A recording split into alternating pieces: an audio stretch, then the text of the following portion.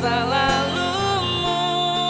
Tak usah kau ceritakan lagi, cukup dia yang jadi pemenang hati. Lihat aku sebagai pasanganmu yang tak pernah kau hargai.